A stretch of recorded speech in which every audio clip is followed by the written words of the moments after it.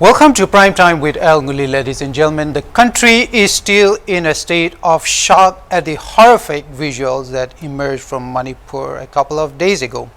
Two women being paraded naked by a mob of men. One of the two was later allegedly taken to a field and gang raped. The reports about this are not really clear in this regard. Anyway, I refuse to watch the video. And again, Manipur is bracing for a fresh storm now that an extremely disturbing visual has appeared. And this time it is the head of a man allegedly beheaded by the security guard of an MLA in Manipur, which is going viral at the moment, even as we speak. To add to the growing darkness that Manipur is descending into, an organization in Mizoram has reportedly issued a notice to the Meitei community to leave the state. We'll be talking more about this later on in this program. For the first time since the ethnic violence in Manipur broke out in May, the Prime Minister of India, Narendra Modi, broke silence too, while not really saying that much in this regard, except for the obvious that was expected from a political leader. Modi nonetheless said the guilty will not be spared. So at least that was the statement that he gave us. The crisis is being reported across Western media outlets too, with even the New York Times, and if I remember correctly, the Guardian reporting it. Even the Supreme Court has taken suo motu cognizance of this issue. It warned that if the government fails to act in this regard, the Supreme Court definitely would. Before we explore the Manipur story, let's check out the top newsmakers from the previous week, ladies and gentlemen. Imagine an organization emerging out of nowhere and threatening governments with violence. The press release of this group proclaiming itself to be the Nagaland Transparency, Public Rights Advocacy and Direct Action Organization, that was quite a mouthful, went viral on social media earlier for the wrong reasons. This unknown group threatened Nagaland legislators with literally attacking them and burning down their houses. I think you may have seen this particular press release earlier in social media. The issue was this: the proposed Uniform Civil Code. The group called the Uniform Civil Code harmful and one that would lead to chaos. What a coincidence that your solution is as destructive as the problem. Civilized people don't really do that anymore since the Bronze Age, ladies and gentlemen. Anyhow, following the threats made by the self-proclaimed advocacy group, the Manipur police arrested 5 members of the group. The organization is said to be unregistered as well. They are now said to be facing charges of criminal intimidation, conspiracy to commit crimes against legislators, and threatening to destroy government properties with the intention to provoke a breach of trust. The arrests were made following complaints at the East Police Station in Dimapur. There are other nice ways to express grievances and even nicer ways to address them, ladies and gentlemen, and violence is certainly not one of the nice ones. Let's check out the next big newsmaker, ladies and gentlemen. Political parties opposed to the BJP-led National Democratic Alliance in India have begun forging a common front for the coming elections. 26 political parties met in Bengaluru on July 19th, the second of such a meeting of the opposition parties in India, ladies and gentlemen. The first was in Patna. One of the highlights of the meeting was that the opposition changed the nomenclature of the alliance from United Progressive Alliance to, now a very catchy one, Indian National Developmental Inclusive Alliance, or in short, India. Addressing the media earlier, the Congress leader Rahul Gandhi spoke about rising unemployment in the country and concentration of wealth within a small section of the Indian population. These are the reasons the opposition parties are uniting to fight, he said. Technically going by the name, it's now India versus the BJP. Let's check out the next top newsmaker from the previous week, ladies and gentlemen.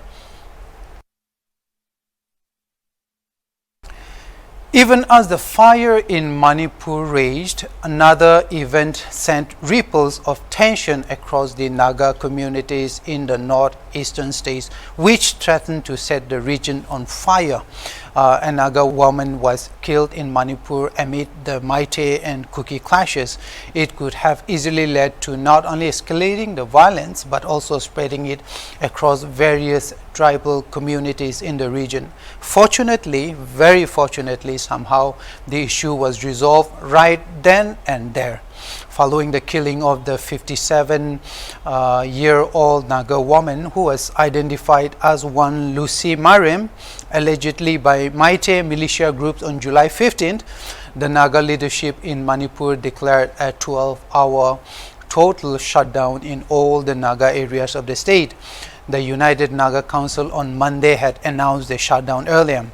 The UNC had issued a press statement alleging that the victim was apprehended by the Meitei women's group Meira Baibis and handed over to another group called the Arambai Tengol. This name seemed to be appearing quite often in the media reports.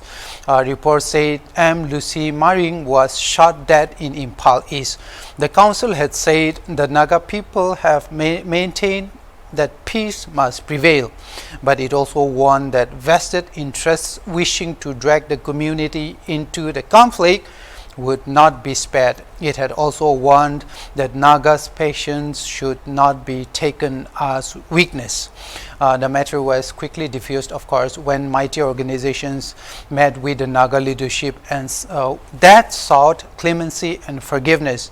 Manipur Chief Minister and Biren Singh also joined the meeting between the United Naga Council and the Coordinating Committee on Manipur Integrity.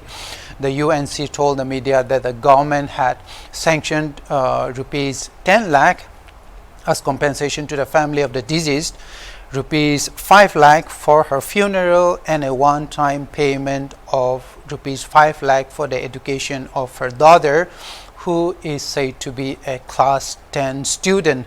In the meantime, the Manipur police arrested 9 people, including 5 women, in connection with the murder. 2 arms, munitions, and a car were also reportedly seized in this connection. This particular event, ladies and gentlemen, made as much headlines as the video that brought the Manipur crisis to the center of national and international media glare. Prime Minister Narendra Modi on Thursday spoke out for the first time about the violence ongoing in Manipur even at this time since the past couple of months, and speaking after the video that showed 2 women being paraded naked in Manipur, the Prime Minister said he was filled with pain. He called the incident shameful for any civil society. While he did not speak much besides the expected, he said that no persons accused of crimes would be spared and that the establishment would not forgive those who were behind the act. That's what he said. Speaking to reporters ahead of the monsoon session of the parliament, Modi said the incident had put the nation to shame. The May 4th video sparked a massive outcry, with political leaders, film stars, and people across the country expressing outrage. The Manipur police has already made several arrests, including one being named as the main accused in the case. Ladies and gentlemen, the person has been identified as one 32-year-old Hurem Hirodas Meitei. He and 3 others were arrested reportedly on Friday. At the time this report was going on air, one more person accused of involvement has been arrested on July 22nd, taking the total number of arrests to 5.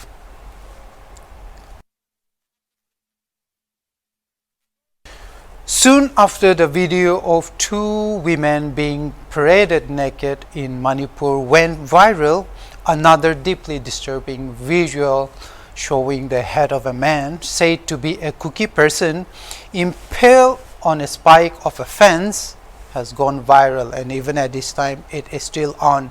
Media reports said people from tribal organizations identified the disease as one David Teik, who was a resident of Lamza town in Churachandpur in Manipur.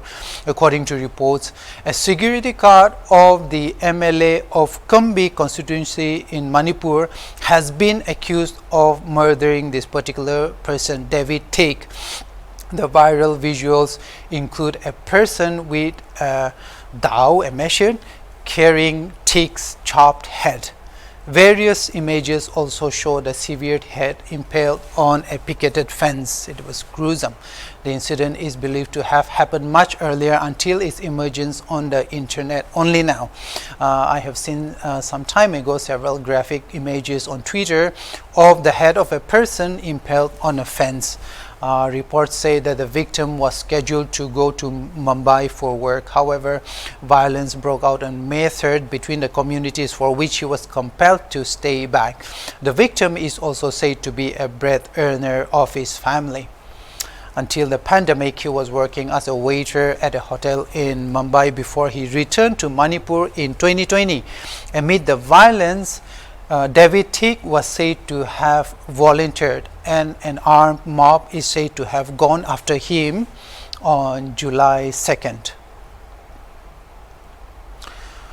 The light at the end of the tunnel for Manipur seems to be too far away, ladies and gentlemen. A lot of problematic events are taking place that are connected to the crisis in the state. Reports have emerged that an organization representing a former militant group in Mizoram has asked all Meitei people camping in Mizoram to leave the state for their own safety. The organization, called the Peace Accord MNF Returnees Association of Mizoram, has issued a notice to Meiteis who are in Mizoram. In the press release, the organization said the situation in Mizoram has become tense and it is no longer safe for the Meitei people from Manipur to be living in Mizoram. The association also warned that the Meiteis will be held responsible for any eventuality if they disregard the appeal and fail to leave for their safety. The statement comes after a video of two women being paraded naked and molested surfaced on July 19. To confirm the reports, I contacted someone from Mizoram who said they were not asked to leave. It's actually confusing. Rather, they were cautioned to not venture out because of the tense situation. I'm not sure if the news outlets in India were given the same press release by the organization, or it was translated from Mizo dialect, or whether there were two different press releases in this regard. We will have to wait for updates to confirm the reports in this case. Ladies and gentlemen, for those of you who enjoy trivia, the Mizo National Front, the ruling regional political party in Mizoram, started as an insurgent organization. The MNF emerged from the Mizo National Famine Front, which was formed to protest against the inaction of the government of India in addressing the famine in Mizo areas of the then Assam state in 1959. The MNF staged a major uprising in 1966, followed by years of insurgency. In 1986, it signed the Mizoram Accord with the government of India, renouncing violence. The MNF is currently the state's ruling party, with its president Zoramthanga as the chief minister of Mizoram.